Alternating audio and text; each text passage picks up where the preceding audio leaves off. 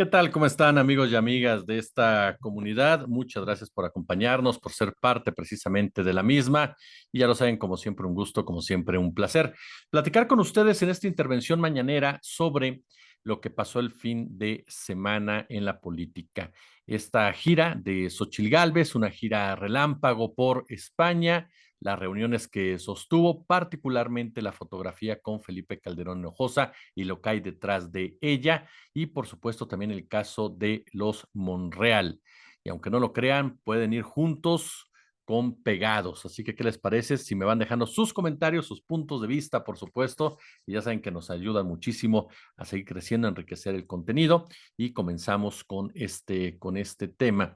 A ver, el fin de semana aparece esta fotografía de Xóchitl Gálvez y Felipe Calderón afuera de unos sanitarios, parece ser, en donde hay mensajes, por lo menos en la fotografía que se vio, mensajes aspiracionales o aspiracionistas, ¿no? Que tienen que ver con la chingona y el chingón, como diría la propia Xóchitl Gálvez. Aquí lo que llama la atención es que no fue Gálvez la que subió la fotografía. Quien la sube es Felipe Calderón Hinojosa. ¿Por qué razón no lo hizo Xóchitl Gálvez? Bueno, puede haber muchas lecturas, por supuesto, desde que le dio pena ajena, desde que sabía las repercusiones que esto podía acarrear, de que coincidieron en que fuera Felipe Calderón. Lo cierto es que Calderón dudo mucho que lo haya hecho sin haberlo notificado, platicado con la candidata, o que ella se sorprendiera de que Calderón lo hizo. Me parece que fue una decisión mutua, simplemente de que lo pusiera en su cuenta de Twitter el propio Felipe Calderón, tal vez para evitar un poco el famoso hate de las redes sociales, ¿no? Las críticas de las redes sociales en contra directamente de Gálvez. El expresidente Calderón se encuentra en España desde hace tiempo, un país en el que coincidió con Xóchitl Gálvez, ya les mencionaba, un país que lo recibió con los brazos abiertos, esto gracias a sus relaciones con los gobiernos de derecha, particularmente José María Aznar, y con empresarios a quienes les otorgó literalmente las llaves del sector energético de nuestro país. El caso concreto de Iberdrola y de Repsol. Ya platicábamos hace unos cuantos días de la influencia precisamente que tuvieron los empresarios españoles durante los sexenios tanto de Vicente Fox como de Felipe Calderón y la explicación magistral que nos dio Héctor Alejandro Quintanar el fin de semana sobre las razones por las cuales este grupo de la derecha mexicana se siente tan cercano a España, esta derecha completamente sometida, completamente colonizada, con vínculos religiosos incluso, porque lo que nos explicaba Héctor es que dentro de la propia derecha, pues hay dos conceptos diferentes. Está la derecha más cercana a lo que pasa en Estados Unidos, por supuesto, y la que es más cercana a España y en donde la religión juega un papel determinante. En España no olvidemos que Francisco Franco fue un jugador importante para detener el avance del comunismo y un hombre que siempre profundizó las raíces religiosas de España hasta el fanatismo. Entonces, por supuesto, para el grupo de la derecha de Felipe Calderón, que son profundamente hipócritas y profundamente religiosos, pues España juega un papel literalmente para ellos como la famosa madre patria, ¿no? Justificando y normalizando, por supuesto, las brutalidades que cometieron, porque no hubo aquí ningún descubrimiento.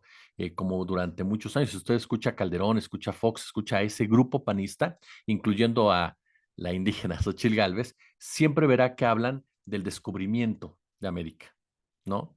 Pero no hablan de la invasión, no hablan de la conquista, no hablan de la brutalidad con la cual los españoles impusieron durante décadas y décadas y décadas diferentes circunstancias y que obviamente se ven reflejadas todavía hasta nuestras fechas.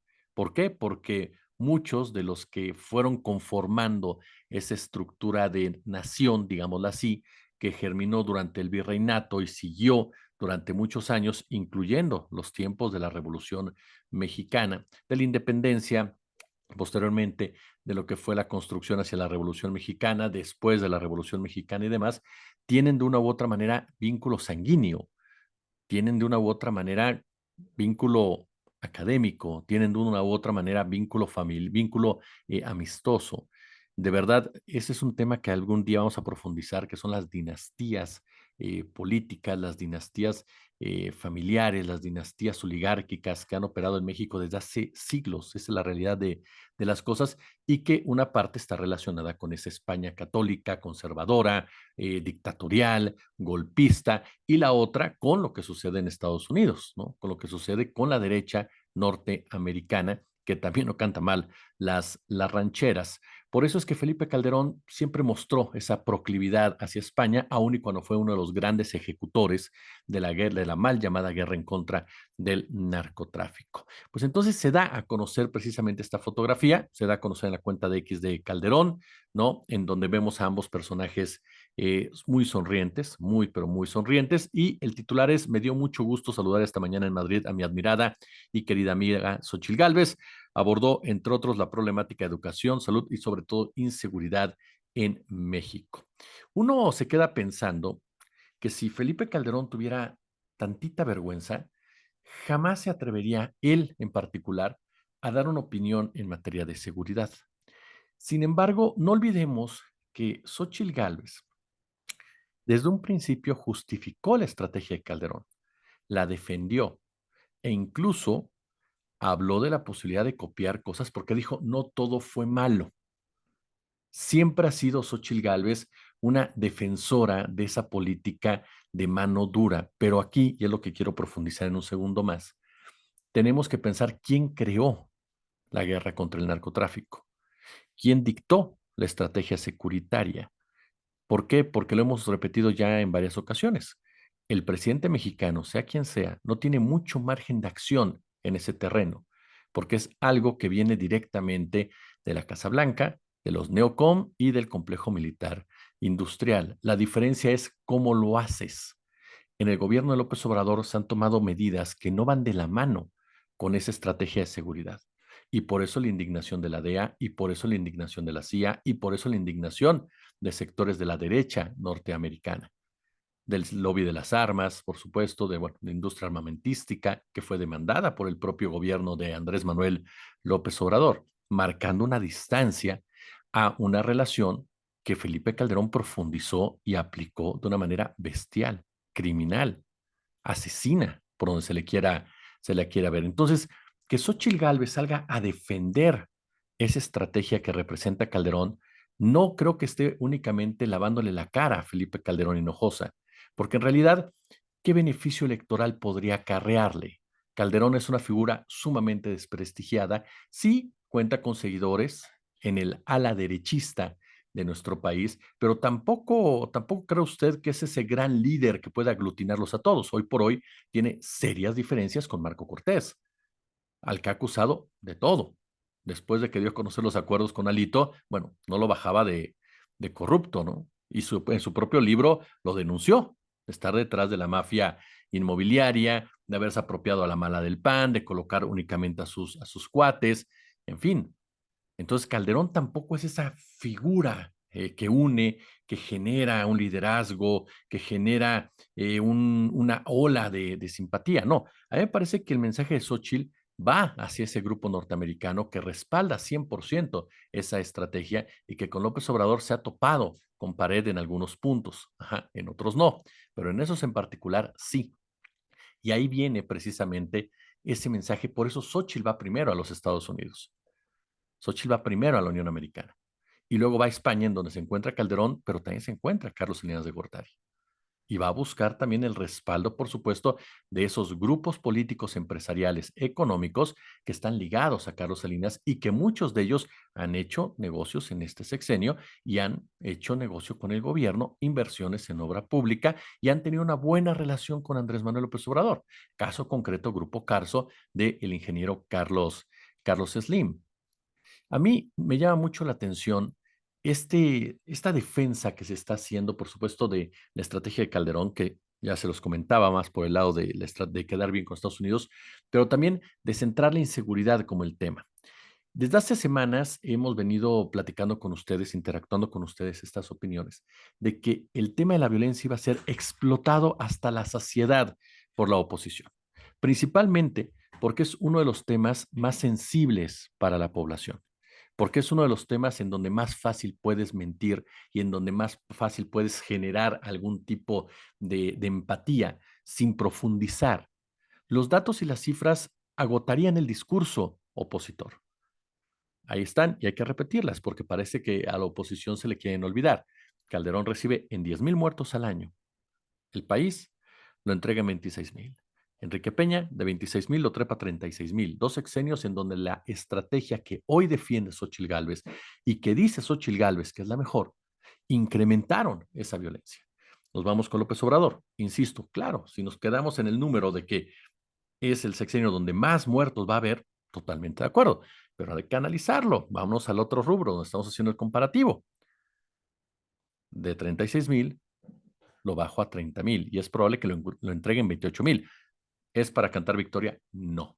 ¿Es para festejar? No. Pero es un ejemplo que sí se está haciendo algo y que la estrategia que está funcionando es la de atacar las causas, no la que está propagando Felipe Calderón o la que está fortaleciendo Xóchitl Gálvez, todo de la mano, insisto, de una estrategia de los Estados Unidos totalmente intervencionista, al que no le importan las muertes en México. Le importa generar ganancias económicas con la violencia. Porque, ojo con este detalle, ¿quién controla realmente al narcotráfico? ¿Quién controla realmente la violencia? Max Cortázar va a jugar un papel determinante en esta guerra sucia. Es un hombre que lo sabe hacer perfectamente, que ya lo hizo durante la gestión de Calderón. Por eso está ahí. Los Calderón están detrás de Xóchitl Gálvez. Y ahí tiene lógica el hecho de que Xóchitl vaya, se fotografíe con él, trate de defenderlo y demás en un plano, en un primer plano. En un plano más profundo ya lo comentábamos. Max Cortázar será el encargado de lanzar este tipo de hashtag de narcopresidente, narcocandidata, de llevar a cabo acciones junto con Claudio X González para que el Instituto Baker continúe hablándole a los extranjeros y diciéndoles que México es un verdadero caos. Y será el personaje que va a presionar a la prensa y va a coordinar a los medios pro Xochitl y a los comunicadores pro Xochitl para que puedan engrandecer una problemática que ellos mismos silenciaron. Porque no podemos olvidar a Sergio Sarmiento y a Carlos Loret de Mola, los dos ufanándose, ¿no?, de manera hipócrita, de manera cobarde, de que había que censurar al narcotráfico. Había que censurar la violencia, cuando en realidad lo que estaban haciendo era tapar las tropelías y salvajadas de Felipe Calderón. Por eso el famoso pacto de silencio, cuando los medios corporativos normalizaron y legitimaron esa guerra en contra del narcotráfico. Entonces, no podemos dejar de lado que Max Cortázar fue uno de los jugadores importantes y que sabe cómo hacerlo y sabe operar. Por lo tanto, la guerra sucia se viene aún con todo.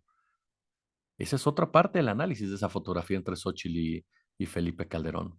No va a importar la verdad. La verdad es irrelevante para este grupo.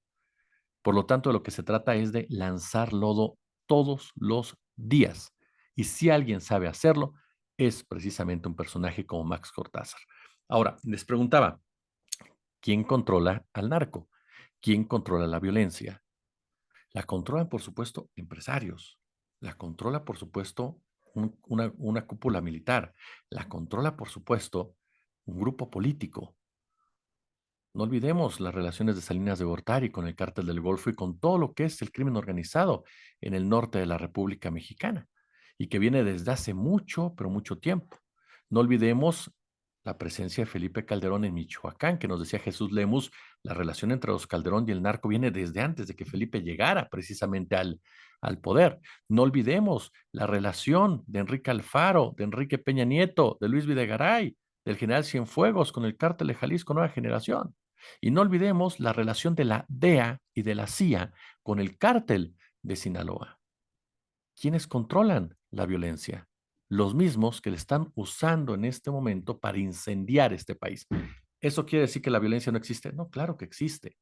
¿Eso quiere decir que los cárteles no operan? Claro que operan. Pero los grandes mandamases y que la utilizan políticamente son estos personajes que están ya metidos de lleno en el resultado de la elección del 2024. ¿Pueden ganar con eso? Yo no lo creo. La desventaja que tiene Xóchitl Gálvez es muy grande, pero lo que sí pueden hacer, y es un tema que lo han manejado tanto Julio Astillero como Alberto Nájara ahora en su columna, este último, y que vale la pena profundizar, es anular la elección, es descarrilar la, la elección. ¿Cómo? El narcotráfico se metió.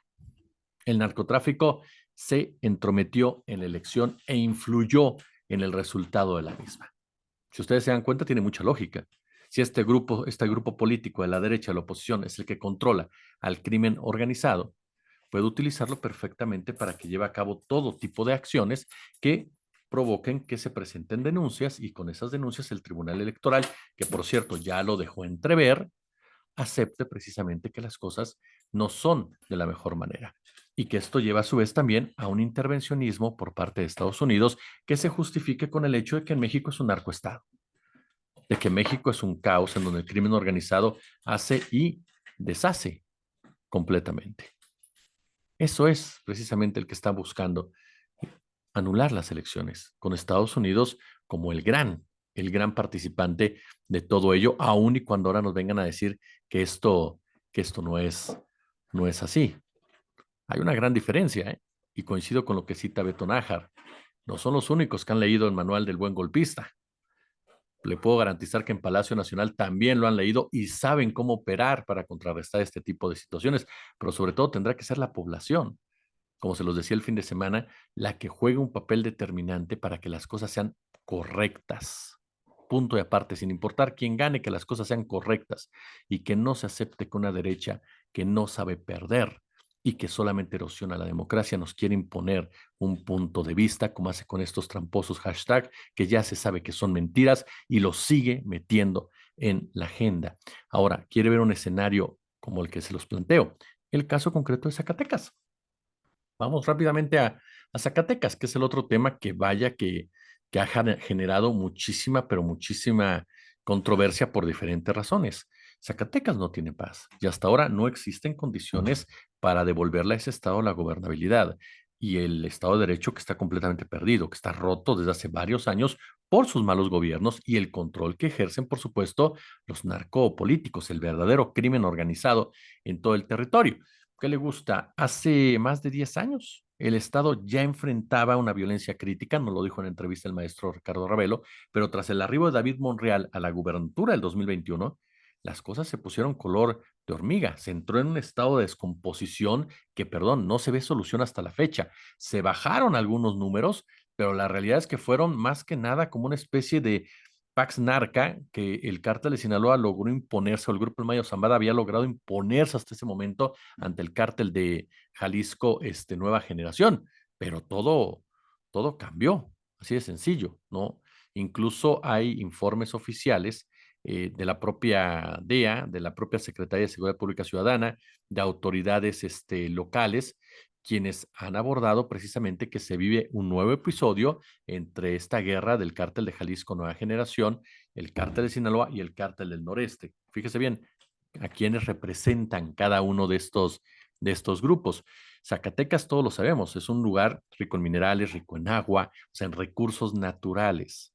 Muchas personas me han hecho el favor de comentarme en TikTok, aquí en YouTube, que me dicen, no, Jesús, no son los recursos, son la droga lo más importante. No lo crea. Los recursos naturales son determinantes para el control del planeta, para el control de la economía. Hoy por hoy las estadísticas colocan a Zacatecas a nivel nacional como un territorio sin ley, sin gobierno. Ocupa los primeros lugares a nivel nacional como un estado con el mayor número de policías asesinados. Por ejemplo, si no me recuerdo, en 2019, 9 agentes perdieron la vida. En 2019. Para 2022 fueron 70 los ejecutados en diferentes circunstancias. Para 2022, ¿eh? Ahora, David Monreal ha sido un gobernador sumamente, pero sumamente cuestionado, porque incluso Zacatecas se ubicó el año pasado entre los primeros 5 entidades con el mayor número de feminicidios y de muertes de menores de edad. Entonces, en Zacatecas, la paz social, perdón, se ausentó, huyó para siempre. Ninguna autoridad le pone freno a una guerra que simplemente están librando, sí, estos cárteles que representan intereses políticos, empresariales y militares en un estado sumamente rico en diferentes recursos naturales que juegan un papel determinante para el funcionamiento de la economía. Ahora, los ataques en contra de la familia Monreal tienen que ver, en definitiva, con lo que les estamos comentando, ¿no? Eso es una realidad innegable. En Minería Zacatecas, antes de que se me vaya, Es rica, obviamente, también en producción agropecuaria, cuenta con 58 municipios, la mayoría son rurales, pero sin importar su condición social, hay cientos y cientos de familias que son desplazadas. Así de claro. Ahora, ¿a qué se dedica cada uno de los integrantes de la familia Monreal, que tienen control de Zacatecas desde hace muchísimos años? Es decir, no es algo, no es algo nuevo que los Monreal estén al frente precisamente de esta entidad. Ricardo Monreal no está vinculado desde los 80 a la política, es la cabeza visible de esta familia. En el 86, el hoy senador fue elegido regidor en Fresnillo, fíjese bien, Fresnillo, en una planilla encabezada por un priista, si no mal recuerdo, fue el priista José Chávez, ¿no? Incluso fue secretario del ayuntamiento, después fue postulado a la, si no mal recuerdo, a partir de ahí fue senador entre 91 y 97, se postuló como diputado federal también, obtuvo una curul, un año después fue postulado a la gubernatura por el PRD, ¿no? El famoso Monrealazo, cuando Cedillo no le dio la candidatura para la gobernatura de Zacatecas en el 98, ¿no? Y de ahí para el Real. El caso de David Monreal, él inició su carrera de administración pública como secretario particular del alcalde de Zacatecas, Jesús Manuel Díaz Cázares. Cuando llega David Monreal, aquí hay un dato que me gusta compartir con ustedes, porque cuando sale Ricardo Monreal del PRD, David Monreal se convierte en coordinador y representante del proceso electoral del PRD al gobierno de Zacatecas y posteriormente coordinador especial en el proceso electoral para gobernador de Zacatecas en Fresnillo. Esto fue en el 2004.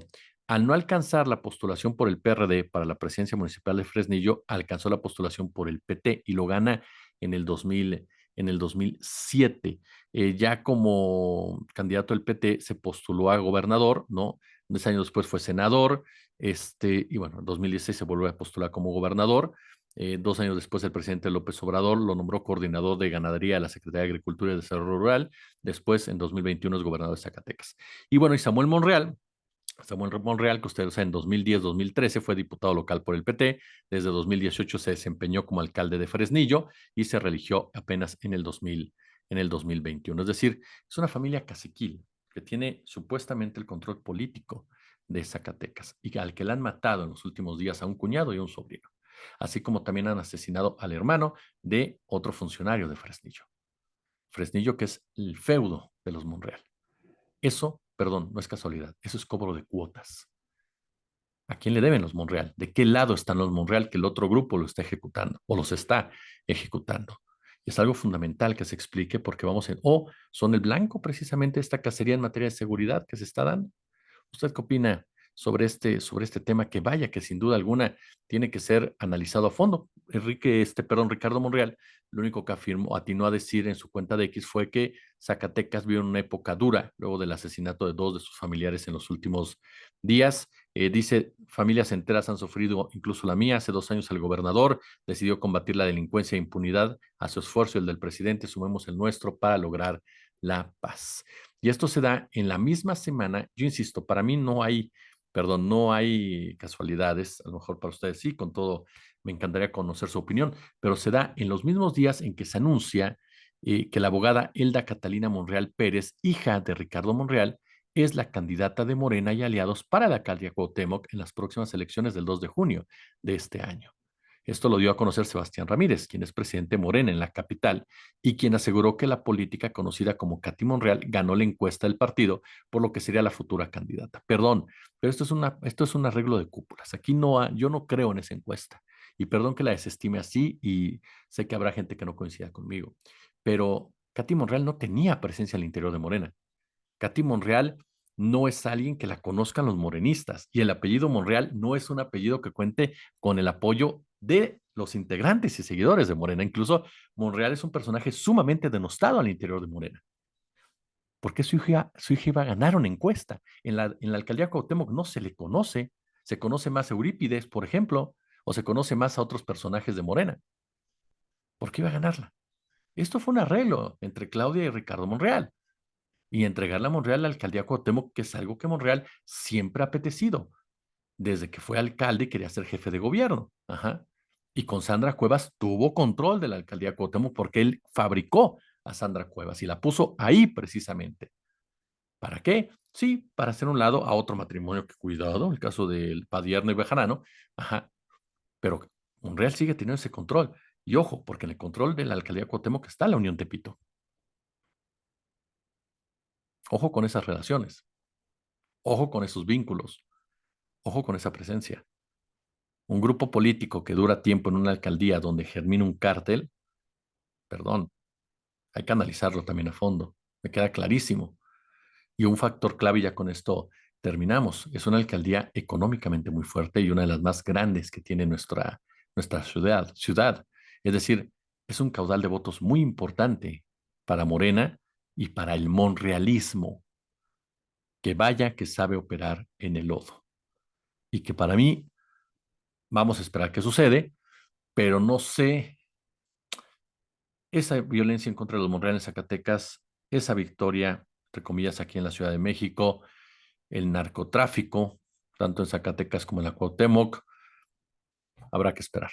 Por lo pronto, pues ahí tienen ustedes este comentario. Si les gustó, por supuesto, pulgar arriba. Y ya lo sabe, como siempre, un gusto, como siempre, un placer. Déjenos su punto de vista, déjenos su opinión, déjenos su suscripción, déjenos su campanita, échale a la campanita y si puede, échenos el super chat, el super gracias. Si no, nos vemos por la noche y como siempre, un gusto, como siempre, un verdadero placer que sean parte de esta comunidad.